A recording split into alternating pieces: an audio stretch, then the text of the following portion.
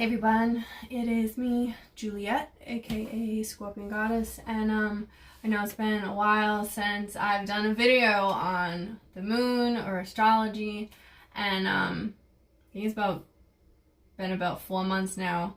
What I really wanted to talk about was this past Mercury Retrograde that we had, and it is today, November 21st, 2019, and our Mercury Retrograde was from Halloween up until November 20th, so it just became direct as of yesterday.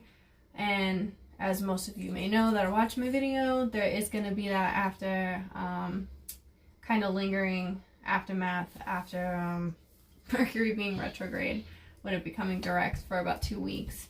So you may still feel somewhat of a lingering feeling of things still being like kind of off, but you feel like this kind of breath of fresh air.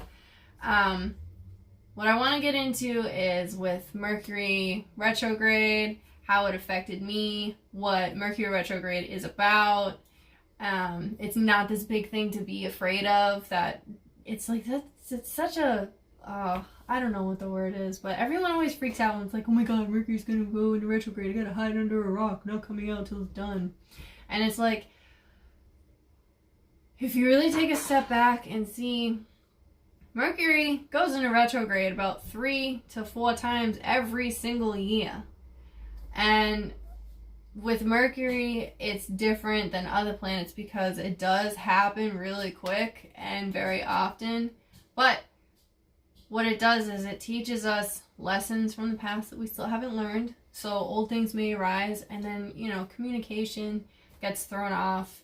And it really teaches us to take a step back and more listen to others and ourselves before responding so quickly. And, technology and accidents are definitely heightened around that time. So what I want to get into was with my experience this past Mercury retrograde. It was in the sign of Scorpio, and that is my sun sign. And so for me, I got kicked in the ass real hard with this Mercury retrograde. Not saying it's a bad thing, but I definitely had a lot of old things that needed to really come undone. And I kind of really learned towards the end, I was like, okay, this is what I really need to be doing. So for me, like I said, it began on Halloween.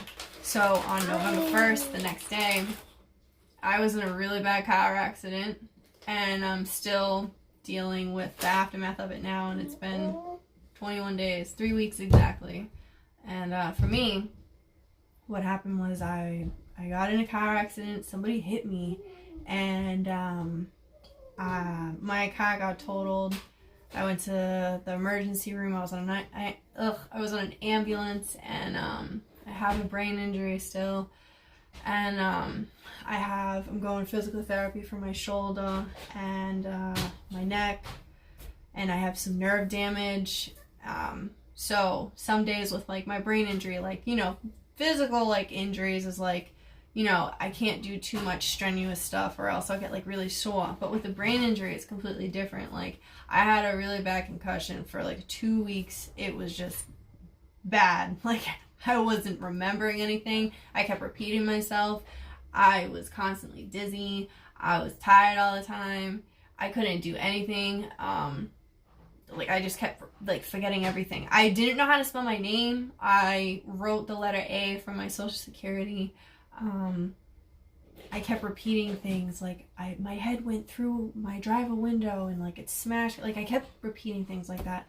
And so because of my car accident, I haven't been able to work because my job literally requires my car and don't have one right now. So for me, what this Mercury retrograde was about, yes, accidents are heightened, but what I needed to do was dive deep into myself because I had neglected that completely.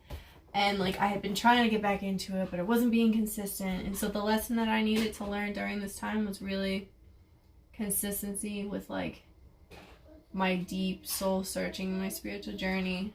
And because for me that was such a big thing that I really got into in 2015, 2014 maybe. And then it just like kind of slowly stopped over like the past years after I had my second child, my son, which you can hear playing in the background right now. He's 3 now.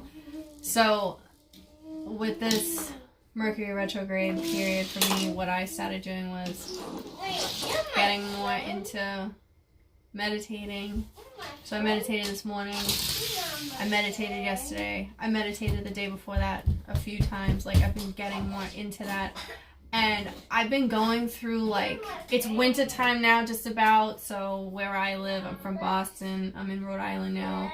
But where I live, it gets dark at like 3:30, 4 o'clock, and it's so fucking depressing. Oh my god. So there's like that seasonal depression that's coming in, and then with me being like out of work and not doing anything for myself because like I physically haven't been able to, whether it's like my TBI acting up and it's like I'm exhausted, I can't do anything. I wash the dishes and now I'm like I gotta lay down, I'm dizzy, I need to lay down for like five hours. And then it's like I feel worthless, I can't do anything. Ugh, it's terrible.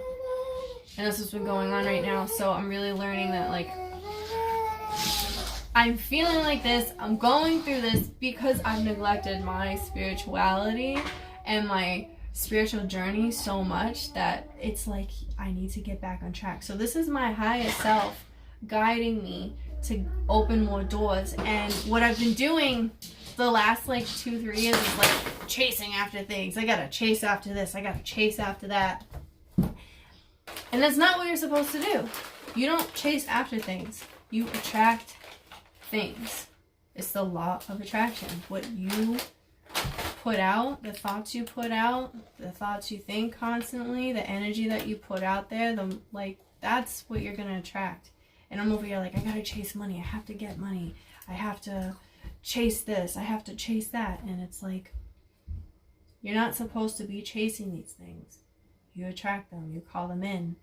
And so it's like I'm relearning this lesson all over again like I did a few years ago, but I neglected it. And by neglecting it, you know, this is where I'm at.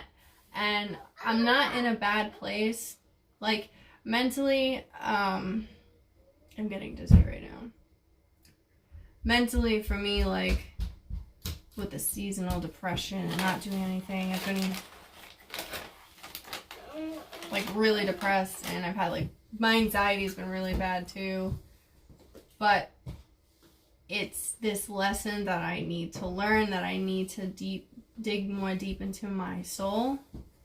And by doing that, I'm gonna get the things that I need and I want that I'm stressing out about right now. I can't do anything about it, but what I can do is heal my soul. And so that's what I've been doing. And the fact that like now the wheels in my brain are turning and it's like, this is why this is happening. Like, you know, I'm kind of like, I connected the dots. So it's not such this like stressful thing. Now it's like, okay, I understand why this is happening and this is what I need to do and I'm doing it and I want to do it. So that's what this Mercury retrograde has taught me. And now that we're finally out of it, like, it's easier for me to really connect the dots and like feel like this breath of fresh air kind of thing. And for me, the reason why I was affected so intensely by this Mercury retrograde is because it was in the sign Scorpio, and I am a Scorpio, and also my rising is Taurus. So that's the polarity, the opposite sign of Scorpio. So typically when a planet or a moon or, you know, anything is in a sign, it will affect that main sign that it's in, and also its opposite sign. It will affect everybody, yes, but typically speaking, it's mostly going to affect this sign and then its opposite sign. So I just kind of wanted to get on here and really get the ball rolling with like being more consistent with my videos because I really want to do that. And my Scorpio sun is in here now, but I'm gonna get off this YouTube video, but I just wanted to check in with you guys. And please feel free to even write down in the comments below, hey, you know, this is what happened to me, this is how I've been affected, or even ask for some tips. I'll comment back. I always get back to people who message me And if you want, you can also follow me on Instagram, and that's Kick Ass Scorpio, or my business page, which is Scorpion Goddess with 3 S's at the end. All right, bye guys.